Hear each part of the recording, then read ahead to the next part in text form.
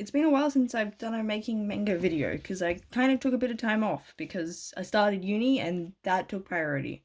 So I guess I still haven't finished the storyboard. I've done a couple of extra pages, but I also added color to them, so they're color coded. So like there's a blue character and a yellow character to make it easy from like a glance to know who's who. And so yeah, basically, I guess my method is I start with just like the beats and then page it out. I swear that I did another one. I think I like half did one. Like I did this part, but hadn't. Maybe. Okay, maybe I just thought I had done more than I had. There's also been other things. So another thing is I have got the Final Fantasy Ultimania and the Arcane making art books. These are kind of different from normal art books. So you've got, because I've got a couple. I've got the Toilet Hanako-kun, Genshin, and Promised Neverland. I think that's it. But they're very much just artwork, like just different things. Whereas these two are more tell you about sort of things of how they have art obviously, but there's also making things. So I actually got the idea to color code from the Arcane one because I saw their storyboards and they had them color coded, and I'm like, oh, that's a good idea. Theirs are more detailed, but that makes sense because they are working in a team. And also these two art books will be helpful as I'm planning to like sort of inspire like the two nations sort of thing. So like one's gonna be like Midgar Zorn inspired, the other's gonna be more like Piltover. Midgar's the place that Final Fantasy takes place in. I've only gotten a little bit through the game because I've been platinuming Kingdom Hearts 1 since I started. And then I've also been doing this. So I realized that I think part of why I was procrastinating is I didn't have a great sense of like in my mind where it takes place. Like, because I'll show you. I had sort of done something before about the location, but it was quite small. I also think I've gotten rid of the volcano. I was gonna have like the sacrifice in the volcano because it was inspired by. There's like a sacrifice scene in Madagascar 2 of all things. But I think it's not necessarily necessary for us to yeet the kid into the volcano.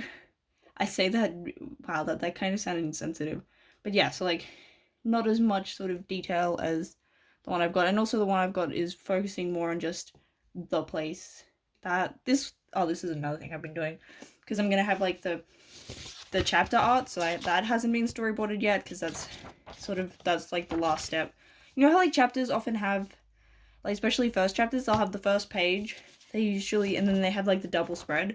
So like these are some examples from Shonen Jump, which is what I've mostly read. So like, okay, that one's not from, yeah, but you get what I mean. Like, so these are all from like their first chapters because I figured that's probably a good place to look. And also, not every chapter has these colored illustrations, whereas first chapters pretty much always do.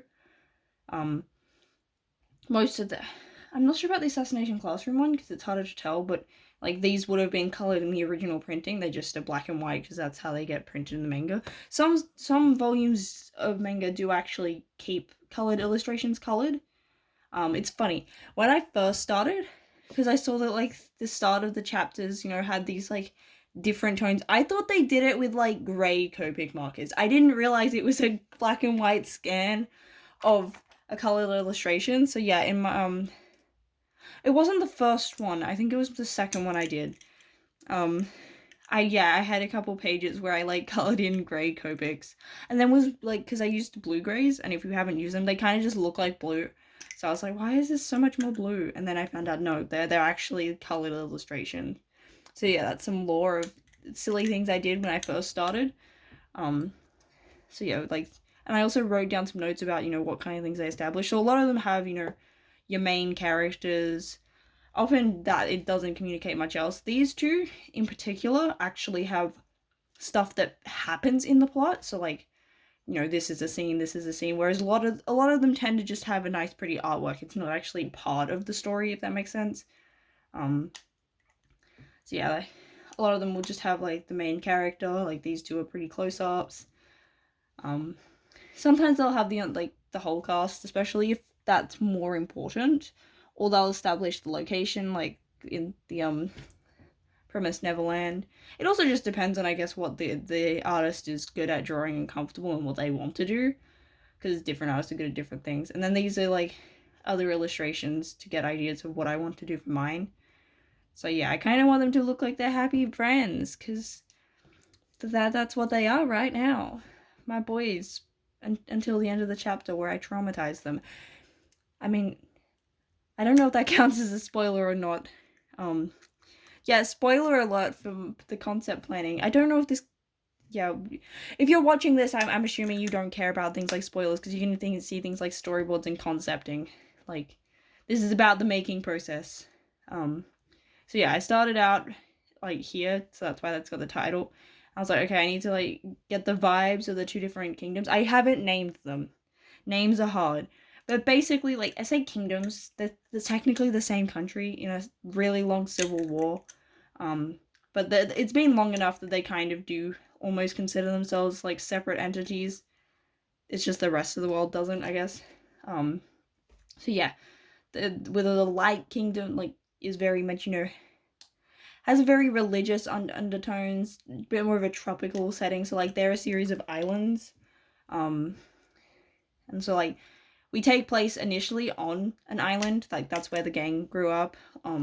Inspired by like Destiny Islands, because Kingdom Hearts is, I guess, the main inspiration for this.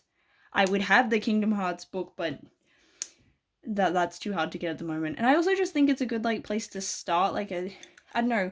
I feel like a tropical sort of beachy area is a good, comfortable location to set wholesome vibes. Like it's similar to how like Hunter x Hunter starts on like Whale Island. So it gets that like small town sort of feel, like, it's a close-knit community, not a big overwhelming city. Also, beaches I associate with things like summer vacation, like, in like Greece where they're like, summer loving, have me a blast.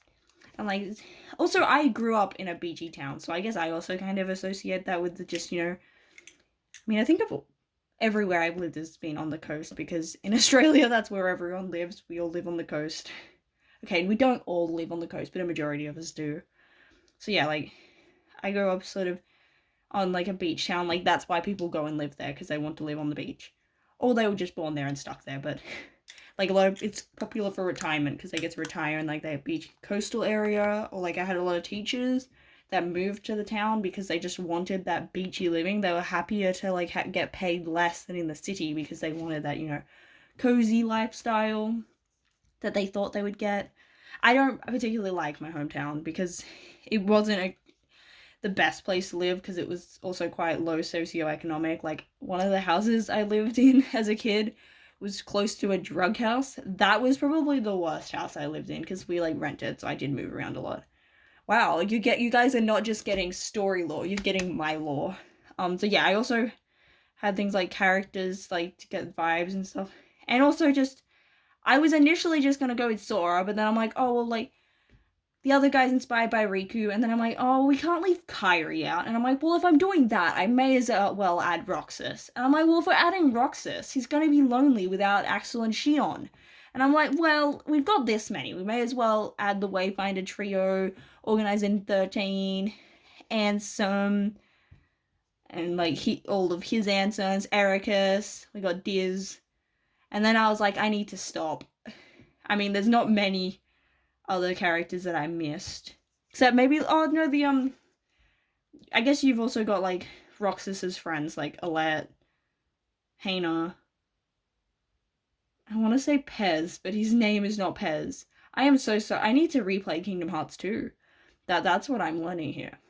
Okay, and then I also, like, over here, yeah, I also did a little map of, like, what their island looks like. So this is meant to be color-coded, of, like, green's, like, forest, you got, like, the beach, the purple's towns, and they've got, like, mountains. So this is the sort of the area that they live in. So they've got the beach, they've got, like, the town, they've got, like, a church on the hill, which I have images for, because I don't know why specifically I wanted the church to be on the hill. That's just how I pictured it, so that's where the church is going. I should mention that these guys do not, like, it's not set in our world, so, like, their deities are not any of our specific religions. That's why I've got, like, different pictures from temples from different things. So they kind of have, like, the Light Kingdom has their light god, and then the Dark Kingdom has their dark god. That's what caused the Civil War. They're like, I like this god. We like this god. and they're angry about it.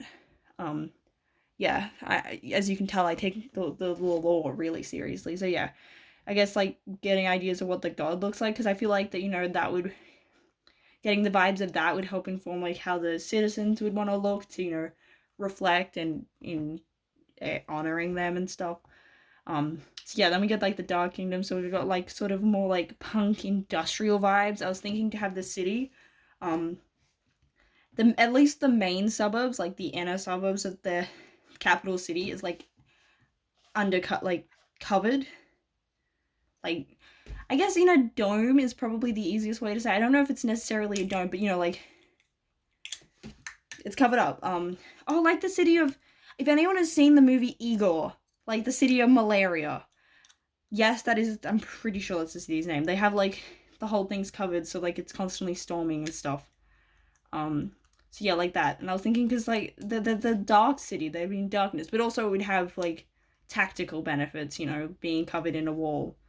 So yeah, and then I like guess I was like, oh, okay, this is, we had things like, you know, getting references from the different inspirations. I also watched Descendants too, because I have like a kid in the house, and although I put on Descendants and I'm like, I have to watch. I love Descendants. And I was like, the leather and sort of the Isle of the Lost, I feel like also has a bit more like, I guess, funny, like cartoony than less serious than Arcane and Final Fantasy, but like that's sort of a similar sort of vibe. So like the leather, the sort of like alternative influences, like Hades has got, you know, the mohawk and jacket, there's graffiti. I couldn't find a lot of images of like the sets, but like they kind of have this it's kind of hard to explain what the Isle of the Lost looks like. I don't know, it's, I just thought it was cool and this and could match the aesthetic, and yeah, got moon symbols.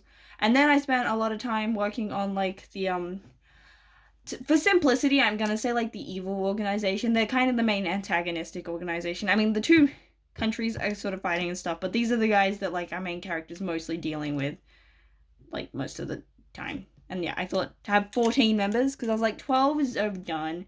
13 is what see, I was like, oh, the organization 13. So I was like, I'll have 14 to be different, forgetting that Shion exists. I know. I'm like everyone else. I forgot. But they aren't specifically like, oh, we only want X members, or like these are the highest ranks. They just only have 14 people. Like across the story, they could, I guess, gain more. Like that's just how many people they have at this stage, because it is kind of, you know, super secret, so they can't just go around telling everyone. So yeah, like different concepting for what their different powers and stuff are. And I also went with like colors, like their first and secondary, so you know, to color code them, and then realized that's probably not super helpful to make them all distinct and stuff, because manga's black and white. I mean, I'll probably have colored illustrations of them all, but a majority of the time they will not be in color. So yeah, I guess going over sort of the vibes of the first one I have kind of already drawn a design for before, but I won't focus on that because I guess that is kind of a spoiler, and also it may change. But like she's sort of inspired by like Wednesday Addams, like big brain, has like string powers, so, like, and also has like these finger weapons. I thought were a cool way, because I guess the way that like people with powers have is they have like a weapon and a power, like they have like a magical sort of weapon as part of it.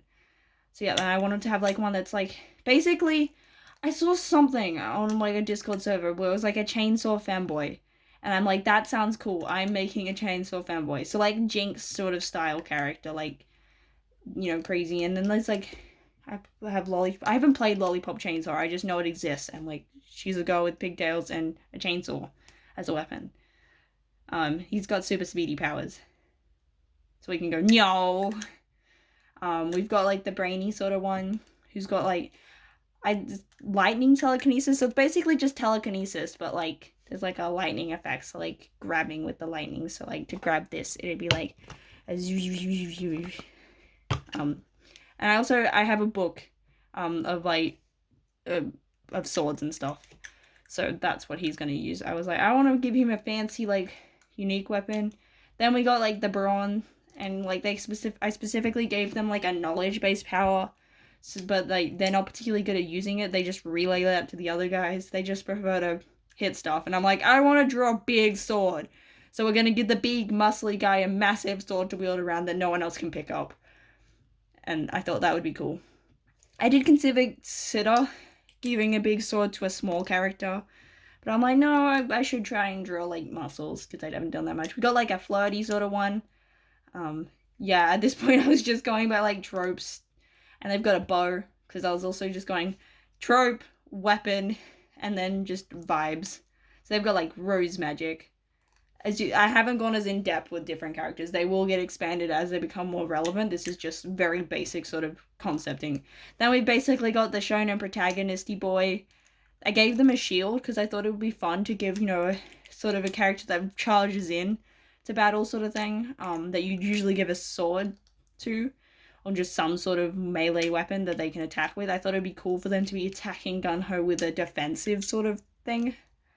Because I was inspired by I don't know what it is because I heard about it from someone explaining that it's like a Star Wars book where there's this guy that like is really like aggressive but fights with a shield, and it was cool being contrast with like I think it was the Jedi or some the characters with lightsabers were fighting more defensively.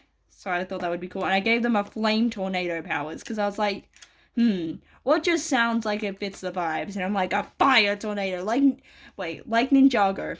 I will add this.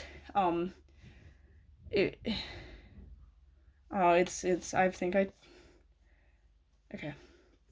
So there's like spin jutsu in Ninjago. So yeah, like this. We're gonna add that. So yeah, this is basically how I just get things. I just find different images and go boop. So then we've got one that's got a guitar gun because I saw this artwork that's a gun guitar because I wanted like maybe like a rocker kind of character, and I'm like guitar gun sounds cool, and I didn't already have a gun. We've got like a shy character with like a mask, inspired by I don't know what that gym leader's called, and I was really sad because I got the other game. I got the fighting gym leader with the feet, because I bought. That was Sword and Shield, yeah. I bought Sword. I bought it basically as I pre-ordered as soon as it came out. I didn't know anything about the differences. I'm just like, swords are cool! And I mean, I did get the duck, which I like ducks. And we got like a time ninja, because also there was something that I saw where like, for League of Legends, they would have, before they named characters, they would just have sort of concept-y things. So yeah, I thought a time ninja would be cool, because like they're all sneaky, and then like they kind of put you in like a time loop, so they sneak up and like tap you on the shoulder, and then you're just stuck in a time loop, and then you got to find them again to get out of it. Then like a fashion clown with a giant needle, because like these are like swords, and I'm like, wait, I can use a needle. And also I do like the sort of circusy vibes, and yeah, she can like kind of turn people into like a puppet. So like if she stabs a part of your body with a needle, like if she stabs your foot, she can like manipulate your foot like a puppet. This one's just got like force fields, just like a tough sort of girl, because I was like, I've got like pretty hyper feminine girls mostly, so I was like maybe a more like masculine leaning one. And I also found these cool shoes, and I was like, yeah, even though I guess like masculine would probably not wear high heels, but I want high heels with stabby shoes. And like in video games and stuff, I would notice like a lot of the female characters would do like flippy attacks, like Catwoman. Like things where they do like acrobatic attacks, and also just in action movies and superhero movies. And I thought that would be cool if they have like stabby shoes, so it makes sense for them to do flips to kick you in the face with the stabby shoes. And then we have like a plague doctor kind of inspired. I saw this thing with like a flail looking lantern, and I'm like, that's cool. So yeah, I thought that their power could be that they like absorb and redistribute diseases. So like they go steal a disease from one person and give it to another person. And then this is just like a water magician. So yeah, that's the vibes and like the powers and stuff with that. Is it gonna load? Yeah, if you zoom out too quickly, sometimes it just doesn't load. But that's what I've been doing. That's what I've been up to. We did a couple of pages of storyboarding, which I still have this. Where is it? There. So like, so that because I would notice that sometimes I would storyboard and I'd find references, and then I would close the tabs as I was going, and then, not have the references for later. I don't know if everyone uses references to storyboard with, but yeah, I feel like there's probably a lot of people that don't, but I still sometimes just need that to even draw stick figures. So yeah, we've got more stuff going on, like with different expressions, and yeah, I think I've done Okay, so I've done 7 out of the 20 pages. What's that as a percentage? 7 out of 20 as a percentage. I have done 35% of the storyboarding. So yeah, this video has been long. I didn't realize I'd actually had that much to talk about. I thought, oh, I haven't done much, but I, wanted to still show that I'm still working on it, that kind of stuff. But I guess I've done more conceptual things, which, I was excited to explain and talk about. And yeah, I guess this is kind of a big mind map. But yeah, I need to actually get in and finish this. And, yeah, I'm gonna go. I hope that this has been enjoyable. And I guess I hope that seeing concepting thing, maybe that'll help you guys, because yeah, I do find that just having visuals definitely helps, or just writing stuff down, I guess. Because yeah, I think that I was procrastinating, like, in general, and because I was also busy. But I think, like, having a better sense of, okay, I know what's actually going on, I've got a better sense of just stuff. That's probably why they say to plan. Okay. See, because, like, I've always been, as a writer, I would just sort of write as I was going. I basically felt like I was a DM. So, like, I had times where I was like, oh no, my characters accidentally died. And it's like, how did your characters accidentally die? You're the one writing this. And it's like, well, I kind of just write it as and they just do this stuff. Yeah. Oh, I also have, I have more. I have a sketchbook that I'm gonna, like, have specifically for this stuff. And it's also getting into Manga May season, and I'm planning to do it all, like, little short comics to do with my boys. So yeah, we got my gang at the young age, which is what they start just for, like, chapter 1. And then a picture of the island, and, like, it in reference to the other islands. The star indicates, like, whereabouts the capital will be. And then, like, sort of here, a bit distance on, like, the main continent is where the other side is. So that's, like Kingdom Islands, and yeah. Wanting things like cool concept art, because I've got art books, and I'm like, whoa, I want cool, pretty artwork so that, in several years, when this is all big and fancy and people like it, I can go, look, here's illustrations I did. Wow.